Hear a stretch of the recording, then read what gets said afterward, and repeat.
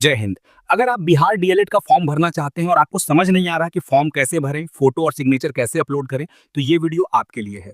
Video में हम आपको स्टेप बाय स्टेप बताएंगे डीएलएड फॉर्म कैसे भरें, फोटो और सिग्नेचर का सही साइज और कैसे बिना गलती के फॉर्म फाइनल सबमिट करें। तो वीडियो जानने के लिए हमारे वीडियो को अंत तक देखें। तो चलिए वीडियो शुरू करते हैं। डीएलएड के फॉर्म भरने के लिए आपको इसके ऑफिशियल साइट पर आना होगा। आने के लिए आपको सर्च बार में टाइप करना है BSEBDLED.com या आप दूसरे माध्यम से इस साइट पर भी आ सकते हैं। आपको सर्च बार में टाइप करना है फास्ट जॉब। जैसे ही टाइप करेंगे तो आपको नीचे फास्ट जॉब का लिंक आएगा, उस पर क्लिक करके इसके ऑफिशियल साइट पर आ जाना है। होम पेज पर आएंगे तो नीचे देखेंगे Bihar DElEd entrance exam 2026 online, उस पर क्लिक करके आपको यहाँ पर आ जाना है। आप यहाँ पर देखेंगे इंपॉर्टेंट डेट्स में तो एप्लीकेशन लास्ट डेट 9/1/2026 है, पेमेंट लास्ट डेट 9/1/2026 ही है। नीचे आएंगे तो आपको अप्लाई का ऑप्शन दिखाई देगा, या तो आप अप्लाई कर सकते हैं, यहाँ से आप लॉगिन भी कर सकते हैं और जो एक्सटेंड नोटिस है वो आपको यहाँ से पढ़ सकते हैं। उसके बाद आपको ऑफिशियल साइट पर जाना है तो ऑफिशियल साइट पर क्लिक करके ऑफिशियल साइट पर आ जाना है। यहाँ पर आपको apply for DElEd entrance exam 2026 पर क्लिक करना है। जैसे आप इस पर क्लिक करते हैं तो एक न्यू पेज आपको खुलकर सामने आएगा। यहाँ पर लॉगिन दिखाई देगा, आपको अभी फिलहाल लॉगिन नहीं करना है। सबसे पहले आपको new candidate registered new candidate पर क्लिक करना है। क्लिक करने के बाद आपको एक फॉर्म दिखाई देगा, इस फॉर्म को आपको अच्छी तरह से भरना है। ध्यान रखें, इसमें ऊपर नोट में दिखाया गया है कि कृपया अपना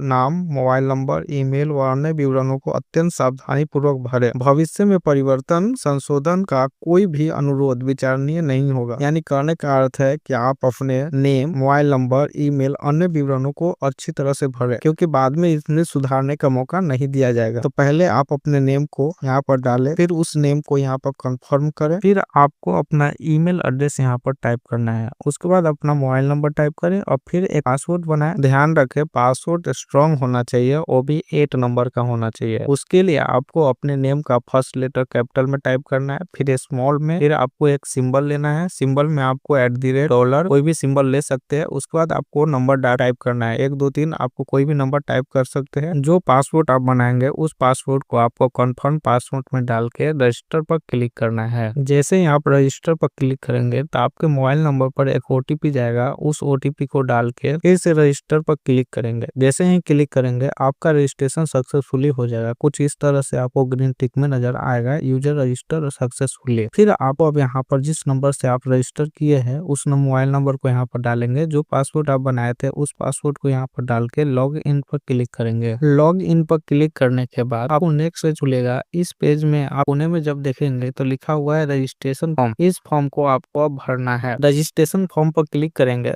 या ऑटोमेटिक या सिलेक्ट रहेगा। अब आप इस पेज पर आ जाएंगे तो इस पेज के सबसे ऊपर में ही आप देखेंगे अति आवश्यक सूचना। इस सूचना को आप ध्यान पूर्वक पहले पढ़ना है। पढ़ने के बाद आपको उसके अनुसार ही आप फॉर्म में यस या नो में जवाब देना है। जैसे आप उर्दू अध्ययन कर रहा है तो इसका मतलब है कि आप इंटरमीडिएट उर्दू से किए हैं तो यस करे, नहीं किए तो नो करे। अगर आप दिव्यांग है तो यस करे, नहीं तो नो करे। उसी तरह आप लिंग और आरक्षण श्रेणी इस सब को अपने हिसाब से चूज करना है। तो चलिए हम फॉर्म को बारी बारी से बताते हैं कि आपको किस स्थिति में चूज करना है। अब आपको पर्सनल डिटेल भरना है। तो सबसे पहले अपने डिस्ट्रिक्ट यानी जिला का नाम यहाँ पर बताना है। आप जिस जिले से उस जिला का नाम बताए। फिर आप अगर बिहार से है तो यस करे और नहीं तो नो करे। अगर बिहार से है तो आपको सर्टिफिकेट की जरूरत पड़ेगा। आप अपना डोमिसाइल सर्टिफिकेट यानी निवास सर्टिफिकेट यहाँ पर जरूर लगाए। जैसे ही डोमिसाइल अपलोड करेंगे तो फाइल अपलोड सक्सेसफुली लिखेगा। व्यू पर क्लिक करके आप डोमिसाइल को देख सकते हैं। अगर गलत अपलोड हुआ है तो डिलीट वाले बटन पर क्लिक करके उसको डिलीट करके फिर से अपलोड करें। अब आप अपना मदर्स नेम यहाँ पर टाइप करें, फिर उस नेम को री इंटर टाइप करें, फिर से टाइप करें, फिर अपने पिताजी का नाम यहाँ पर टाइप करें, फिर अपने पिताजी का नाम फिर से टाइप करें। अब आपको यहाँ पर अपने डेट ऑफ बर्थ को चुन लेना है। तो यहाँ से सिलेक्ट करके फिर आपको डेट ऑफ बर्थ री इंटर अपलोड करना है। जैसे ही डेट ऑफ बर्थ चूज करेंगे आपका करेंट एज यहाँ पर शो होगा। फिर आपको जेंडर चूज करना है, अपने हिसाब से जेंडर चूज करें, फिर उसे री एंटर करें। उसके बाद नेशनलिटी यहाँ से बताए, अगर इंडियन है तो इंडियन बताए, नहीं तो अदर बताए। आपको कैटेगरी चूज करना है, इसमें से जो कैटेगरी आपका है उस कैटेगरी को चूज करें और उसको री एंटर यहाँ पर करें। अब आपको कैटेगरी सर्टिफिकेट यहाँ पर आप देना है। ध्यान रखें, जनरल को कैटेगरी सर्टिफिकेट देने की आवश्यकता नहीं होती है। जनरल जैसे ही चूज करेंगे आपका कैटेगरी सर्टिफिकेट नहीं मांगा जाएगा। अब आपको बताना है, अगर आप विकलांग हैं तो यस करे, नहीं है तो नो करे। नो करके आगे आप बढ़ना है। तो आगे आप आएंगे तो यहाँ पर पूछा जा रहा है कि आप स्वतंत्रता सेनानी के पोते पोती नाती नतनी है तो आप यस करें, नहीं तो नो करें। अगर एक सर्विस प्लस या एक्स डिफरेंस भी होंगे तो यस करें, नहीं तो नो करके आगे बढ़ना है। उसको री एंटर यहाँ पर करना है, फिर से नो करें। फिर आपको यहाँ पर बताया जा रहा है, आप इसको ध्यान पूर्वक पढ़ेंगे। कह रहा है have you study Urdu subject at 10+2 level, यानी इंटरमीडिएट अगर आप उर्दू से किए, उर्दू सब्जेक्ट यानी हिंदी की जगह आप उर्दू लिए हैं, यहाँ पर यस करें, नहीं तो नो करें। फिर वहां पर आपको री एंटर करना है, नो करें। फिर आपको अपने फैकल्टी चूज करना है, आपका साइंस आर्ट्स जो फैकल्टी है आप इसमें से चूज कर लेंगे। अगर साइंस है तो साइंस चूज करें, आर्ट्स या कॉमर्स, आप जो फैकल्टी आता है वो फैकल्टी यहाँ से चूज करेंगे। फिर आपको यहाँ पर री एंटर करेंगे। फिर आपसे पूछ रहा है कि इंटरमीडिएट एग्जाम, क्या आप इंटरमीडिएट एग्जाम पास हैं, तो यस या नो करेंगे। अगर नो करते हैं तो आपको यहाँ पर अपियरिंग करना है, इंटरमीडिएट एग्जाम अपियरिंग 2026, तो यस करना है। अगर आप यस कर देते हैं तो आगे वाला बॉक्स अपियरिंग वाला और क्या क्लोज हो जाएगा। अब आपको एजुकेशनल क्वालिफिकेशन यहाँ पर आपको देना है, जैसे नेम ऑफ द बोर्ड, आप किस बोर्ड से मैट्रिक परीक्षा पास हुए हैं तो आप अपने बोर्ड के नाम यहाँ से चूज कर लेना है। जैसे हम बिहार बोर्ड से किए इसलिए बिहार बोर्ड का ऑप्शन चूज कर लेंगे। फिर आपको यहाँ मैट्रिक का रोल कोड देना है, रोल नंबर देना है, आप किस ईयर में मैट्रिक पास किए हैं उस ईयर को आप यहाँ से चूज करेंगे। आपका मैट्रिक में कितने नंबर प्राप्त हुए उस नंबर को यहाँ पर लिखेंगे। आप फर्स्ट है सेकेंड है जो है आप यहाँ से चूज करेंगे। फिर यहाँ पर परसेंटेज आपको देना है। परसेंटेज देने के बाद अपलोड डॉक्यूमेंट पर क्लिक करके आपको डॉक्यूमेंट देना है। ध्यान रखिए आपको मैट्रिक के अंक पत्र और सर्टिफिकेट दोनों एक साथ एक पीडीएफ में होना चाहिए और 500 KB से कम होना चाहिए। अपलोड होने पर व्यू पर क्लिक करके आप सर्टिफिकेट और मार्कशीट को देख सकते हैं। ये अगर गलत अपलोड होता है तो डिलीट वाले बटन पर क्लिक करके उसको डिलीट कर दे। अब आपको यहाँ पर इंटरमीडिएट की जानकारी देना है। सबसे पहले इंटरमीडिएट जिस बोर्ड से किए उस बोर्ड को यहाँ पर चुने, फिर रोल कोड डाले, रोल नंबर डाले, फिर आप पासिंग ईयर डाले जिस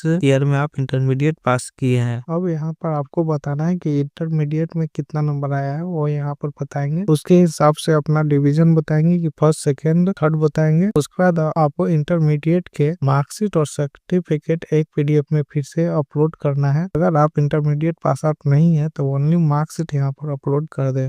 डॉक्यूमेंट सही से अपलोड करने के बाद अब आपको यहाँ पर फिल एड्रेस सही से बताना है। पहले परमानेंट एड्रेस आपको बताना है, तो कैसे लिखेंगे, आप पहले विलेज लिखेंगे, फिर पोस्ट लिखेंगे। पूरा आपको लिखने की जरूरत नहीं, VILL विलेज, POST पोस्ट, फिर उसके बाद PS लिखना है, PS पुलिस स्टेशन, उसके बाद ब्लॉक, उसके बाद अपने डिस्ट्रिक्ट DIST लिख देना है और पिन कोड लास्ट में लिख देना है। उसके बाद फिर से आपको यहाँ पर डिस्ट्रिक्ट बताना है, स्टेट बताना है और पिन कोड फिर से यहाँ पर बताना है। अगर आपका परमानेंट करस्पॉन्डेंस एड्रेस सेम है तो यस करेंगे, यस वाले टिक पर लगाएंगे। यहाँ पर देखेंगे कि Aadhaar declaration, if you do not have Aadhaar number please select declaration. अगर आपके पास आधार नंबर नहीं है तो इस बॉक्स को सिलेक्ट करें। अगर आपके पास आधार नंबर है तो इस बॉक्स को कुछ नहीं करना है, आपको ऐसे ही छोड़ देना है। अब आप upload photograph and signature of candidate. अब आपको सिग्नेचर यहाँ पर और फोटो अपलोड करना है। जैसे फोटो में बताया गया है कि आपका फोटो 3.5 सेंटीमीटर गुने 4.5 सेंटीमीटर का होना चाहिए और बैकग्राउंड व्हाइट होना चाहिए, 20 KB से लेकर 100 KB तक,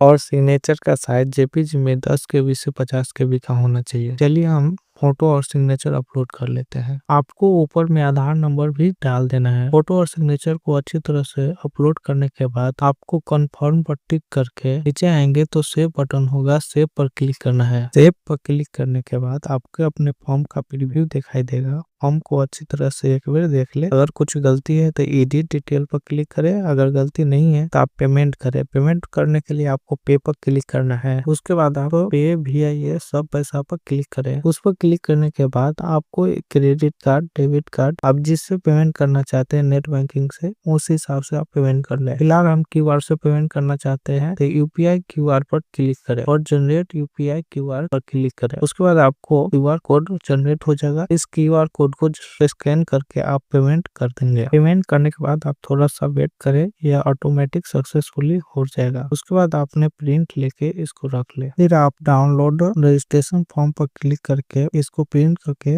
आप अच्छी तरह से रख ले। यह एडमिशन के टाइम आपको काम आएगा। अगर आपको ये वीडियो अच्छा लगा हो तो वीडियो को लाइक करें, चैनल को सब्सक्राइब करें और नीचे कमेंट करके बताएं कि अगला वीडियो किस विषय पर चाहिए। धन्यवाद, मिलते हैं अगले वीडियो में।